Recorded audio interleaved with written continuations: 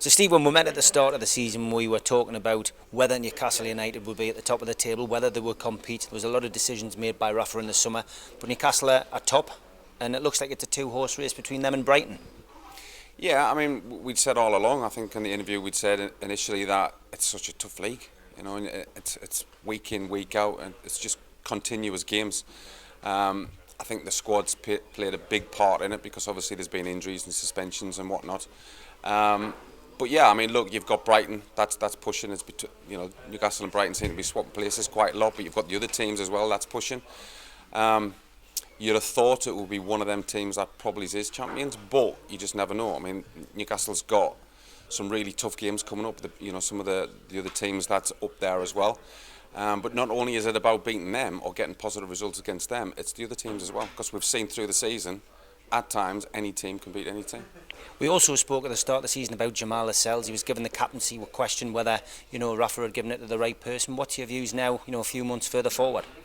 Well, look, I think he's done an okay job. I think obviously he's come under some criticism after certain performances. But that comes with the territory. If you're in a high-profile position, which he is, first of all playing for Newcastle, but second of all being the captain, of course, the scrutiny and the spotlight's on you. I think for the vast majority of the time, he's done quite well. I think Rafa's probably used some good man management with the fact that he's obviously took him out of the firing line and then brought him back in. He came back in at the game against Wolves and done really well. So it remains to see what he does with him. Between now and the end of the season, whether he kind of still does that. But I do feel as though the standout performer for me has been Kieran Clark. I think he's been pretty much a stalwart really for them this season. As you say, some big games coming up: Brighton, Huddersfield, Reading. That's probably going to tell us where Newcastle are going to finish this season. And as you rightly pointed out, we've got to play a lot of those teams in the top 10. So where do you think Newcastle will finish at the end of the season? Look, I think the most important thing is promotion. It's as simple as that. You do not want to be in the lottery really of the playoffs. It makes it so difficult. We haven't got a great history either of going to Wembley and winning.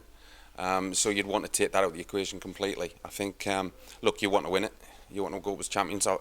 I've sampled that twice, once with Newcastle, once with Man City, and there's nothing better, going into the last game or if possible earlier, knowing you've got the job done. But I think that, if you'd asked the Newcastle fan now, would you take guaranteed promotion, you'll take it because, that's what you want. That's the aim. That's what the aim was at the start of the season. So that is the main aim, promotion, guaranteed promotion. But if you can go on and win it, well then, fantastic. A couple of players recalled in the transfer window, managed to get rid of Czech Teoti eventually to the Chinese league, but no incomings. Did that surprise you?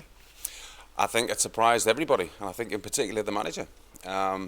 Obviously, it was clear that he wasn't happy. I think that there have been conversations had with himself and the people upstairs. Everybody expected Townsend to come back in. It was a strange one that he didn't. I mean, I know there was that $2 million fee, whether that was the stumbling block or what, but I think the manager would have liked some fresh faces in just to give the squad a bit of a boost.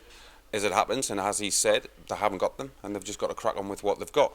I still think the squad's big enough and strong enough, certainly in that league. But if they do get, what the main aim is, which is promotion, I think the manager has to do an awful lot more shopping. And finally, away from Newcastle, just tonight at the awards ceremony, Jermaine Defour winning the main award. What do you think of Jermaine as a player? Well, I think it speaks for itself. I mean, obviously, throughout his career, all his career, he scored goals. I was surprised that anybody that he moved away from, football here and went abroad or to the US.